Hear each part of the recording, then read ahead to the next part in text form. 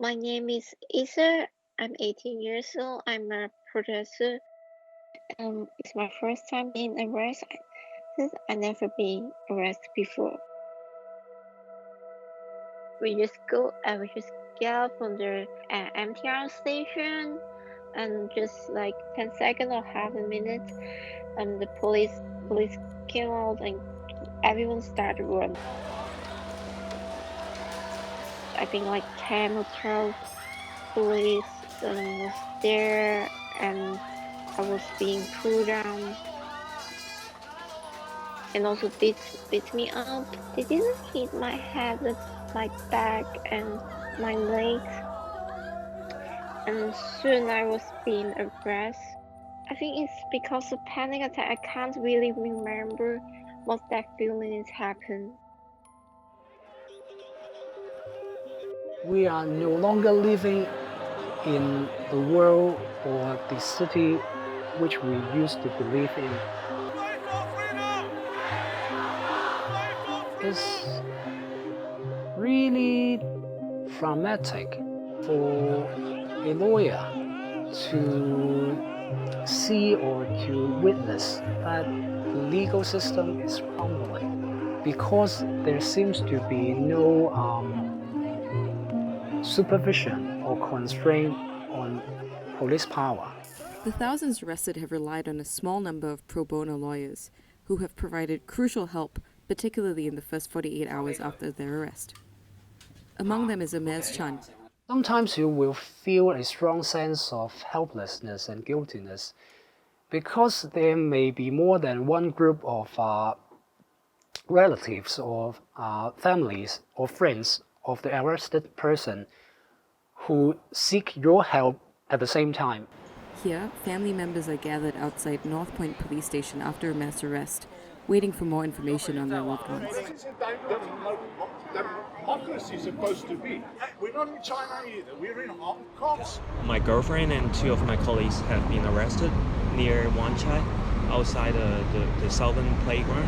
We don't have any response why they have been arrested or how long will they be there. Last November marked one of the earliest instances of a mass arrest, when hundreds of protesters in a Hong Kong sports ground were detained. Lawyers and activists worry that police are now abusing their powers of arrest. It's one indication of how the police are affecting a lot of arrests without perhaps sufficient basis for doing so. The police are using arrests as a way to get people off the streets. And again, that withdrawal of charges, I think, is an indicator of that. My name is Jennifer Wang, and I volunteer as a human rights observer with an organization called Rights Exposure. We've been monitoring the policing of public assemblies since August. It's the 17th of November, and we are outside of Poly U. Water cannon is ahead. An especially dramatic point in Hong Kong's anti-government movement was the siege of Polytechnic University. Radical protesters occupied the university and hoped to use it as a base to defend themselves against the Hong Kong police. We were there overnight, and on the next morning, on the 18th, when we were trying to leave the police cordon, we were arrested. We told them we were human rights observers. We told them we had the right to be there, just like journalists, but they proceeded to arrest us on participation in a riot.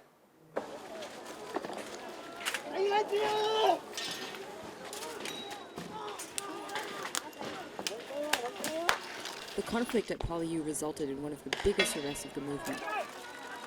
It wasn't just protesters who were rounded up, but civil rights observers and medics, a new police tactic. We must reiterate that no one has privilege to stay in a riot. You can claim to be a first aider, a human rights observer, you name it. But this doesn't give you any exemption from the legal liability of taking part in a riot. It's been absolutely overwhelming. Over 1,000 arrests have been made. And today's Wednesday, we know that over 200 people have been charged and will be brought to court today, this afternoon. 咁就負責喺前線做防暴嘅。初頭諗住平靜唔得，跟住就 TG 放題拉勇武，跟住去到最後呢，就係大包圍，就連和理非都拉埋。喺警察角度嚟講，呢啲可能都係未必過得上庭嘅，未必過得上庭。咁但係喺和理非嘅角度嚟講，佢哋俾人拉咗，有機會上庭，呢一個已經令到佢哋係成為一個擔心。咁佢哋呢一個都係可以帶到個阻嚇性俾佢哋嘅。咁所以個策略係有效嘅。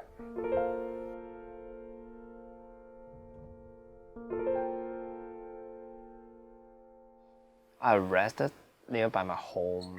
I stand too long on the road. 24-year-old Fock was arrested last year and charged with vandalism. Though his charge is relatively minor, it has changed his willingness to go out to protest. Recently, is too many people get arrested and under arrest and so easy, so I can't take the risk of it. He has lost his job. He worries that if he's arrested again, police will not grant him bail, and he will be among the dozens confined to detention centers as they await trial.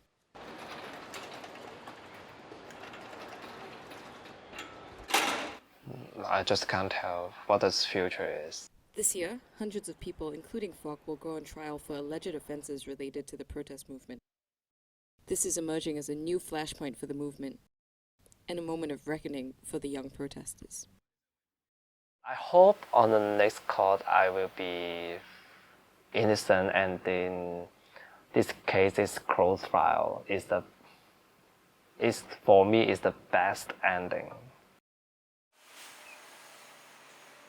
I live on the Kowloon side, and I often take the bus to and from work. And one of the stops is Polytechnic University. And since my arrest and since what had happened in PolyU, every day when I take the bus, it's just anger, sadness. It will never ever be the same again. But so much of Hong Kong will never be the same again.